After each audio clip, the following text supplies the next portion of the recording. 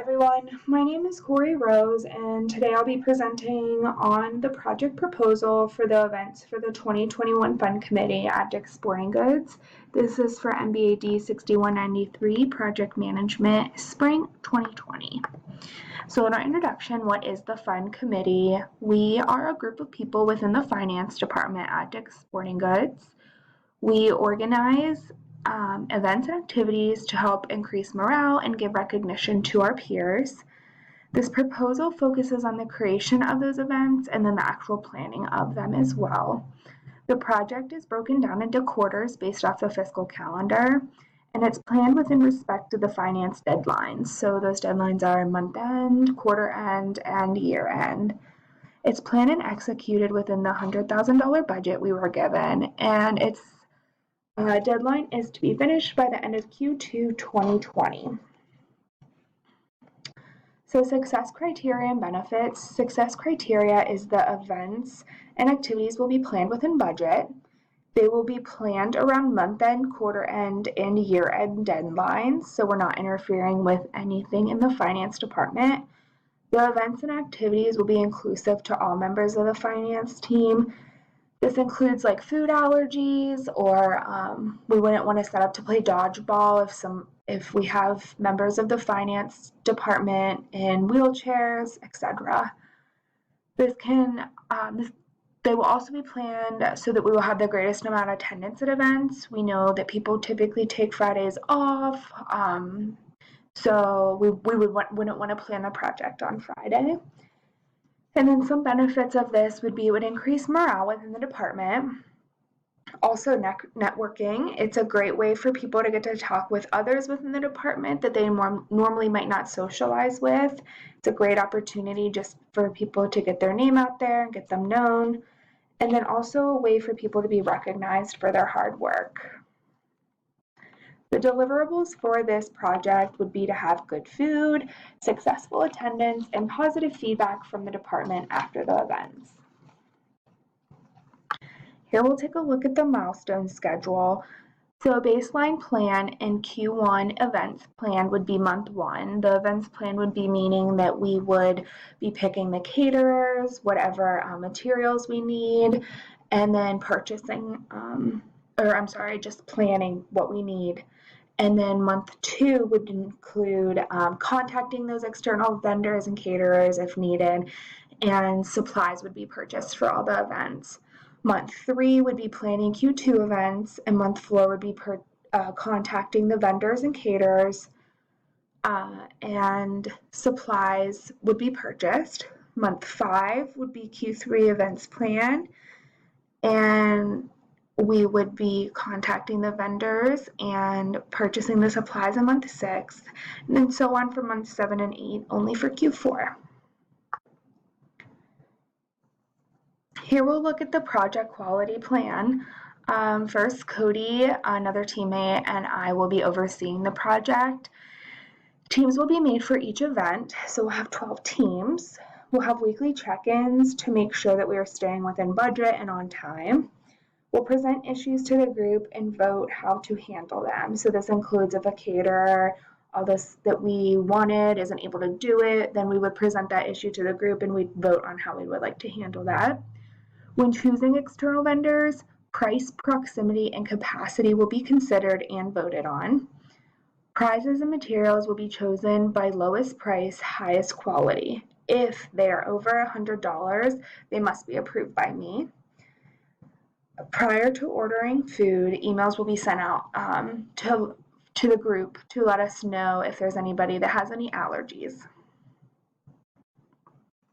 Here we'll look at the work breakdown structure. So the work breakdown structure presented here presents the work steps and identifies the person responsible.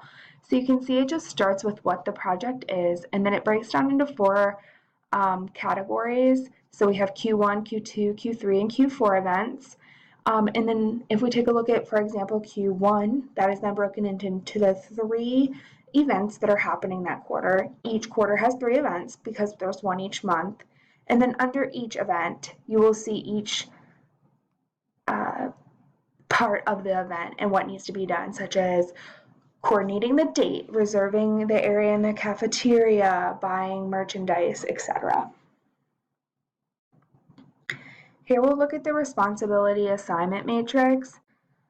The responsibility assignment matrix provides detail regarding who has primary responsibilities and who has support responsibilities for each task and subtask.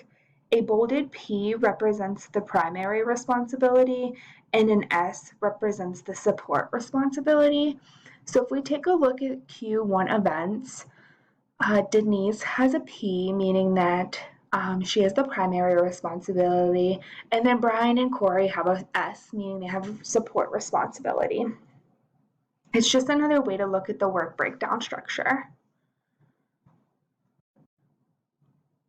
The network diagram that you will see on the next two slides shows the sequential tasks that must be completed, including their dependence on the completion of the previous task. This is pulled out of Microsoft Project and is a little hard to see here, but it can be seen better on Appendix A of the proposal. But you can see the first picture is the start of it, and then it kind of just goes into a line and then ending on the last picture here. But that can be seen better in Appendix A. Next, we'll look at the project schedule. This is also pulled out of Microsoft Project and shows the work steps plotted along a timeline, identifying who is responsible for each step, how long it's expected to take, and previous and following task dependencies.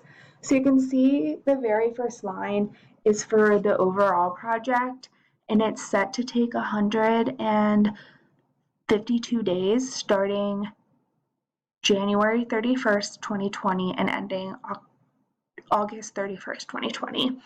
And then you can see how much it then goes down to quarters, and then those events that are under those quarters, and then under the events, each piece of that event. So you can see for like Valentine's Day candy, prices for candy is supposed to take 6 days. It's supposed to happen between January 31st and February 7th. So it's a very detailed breakdown of the events and when they were supposed to happen and how long they should take. Here's the second part of that, showing the end of it, because I couldn't fit it all on one screen.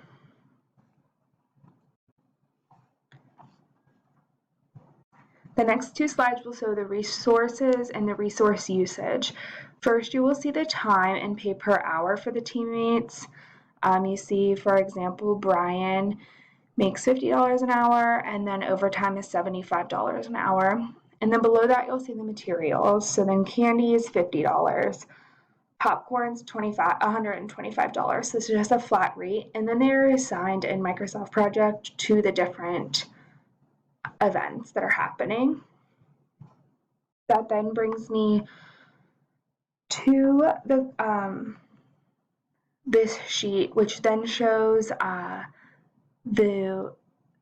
it's broken out by member of the team. So Denise would be 152 hours total, Brian would be 42 hours total, and then shows what they would be working on, as well as on the second picture here, you'll see the material and how much of each material we need. This then brings me to the cost estimates. We see each activity in the first column here, and then beside that you'll see the name for who's responsible for that activity. We'll see next to their name the work days that it takes, and then their labor rate, which we looked at two slides prior to this. The next column, you'll see their labor cost, which is just the work days times the labor rate to get their total cost. And then the row beside that is the column beside that is the material cost.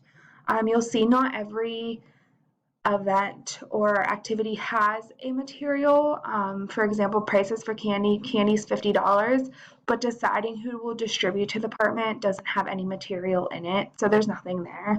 And then the last column is the total cost.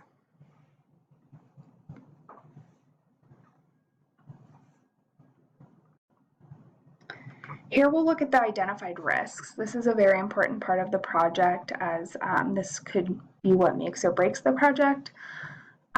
First, risk we have is rain on a day of outside events. So the impact that leads is low attendance and financial loss. We live in PA, so the likelihood of that occurrence is a medium, and the degree of impact is also a medium. Action on trigger would be to check the forecast 2 days before the event, and that would be Corey and Cody's responsibility. The response plan for that would be to reserve a backup day and have options for an indoor venue. The second risk would be for caterers, for the caterer events that don't show. The impact for this would be a financial loss, and then we wouldn't have any food. This is a very low likelihood of occurrence, I feel, but it does have a high impact. The action on trigger would be to confirm arrival a week before the event, and that would be Denise's responsibility. And the response plan would just be to order pizza from the cafeteria, as we would be able to get that the quickest. The third risk would be an unplanned fire drill within finance. What that means is something major happened within the business and we need to stop everything and work on that. The impact for that would be a financial loss, delay in schedule, and low attendance. The likelihood for this to occur is a medium, but it does have a high impact. So the action on this would be to plan events around those month-end and quarter-end deadlines, as that's when you're most likely to have one of those fire drills. And that would be Tim's responsibility. The response plan would just to be reschedule the event altogether or rework the event where attendance isn't necessary. For example, if we are doing an ice cream social, instead of us all gathering in the cafeteria, maybe we just set the ice cream out on a table within the floor and people can just grab it when they would like. And then last is the members of the fund committee quit. The impact for this is a delay in schedule. Likelihood would be a medium, but the degree of impact is a low because it's not a very complex project, so it'd be easy to fill somebody in on what they need to do. The action on trigger would be to discuss events at the meeting so every member knows what's going on, and that responsibility is of Beth's. And the response plan is to have a backup member for each event. In conclusion, the events outlined in this program and project are designed to bring morale and recognition to the group. They're planned in respect to all of the employees so everyone can be included, and they're throughout each quarter we will promote and advertise these events. Overall, I think this is a pretty low risk project, as it does not directly impact the business at Dick's Sporting Goods. If we aren't able to have the Christmas party or the Valentine's Day candy, it's not really going to impact the business of Dick's Sporting Goods. And if everything goes as planned, the vendors deliver, we have cooperative weather, and attendance is good, we will have a very successful project. So that is my project proposal for this, and I appreciate you listening, and it's been nice working with you all this semester or during this class, and thank you.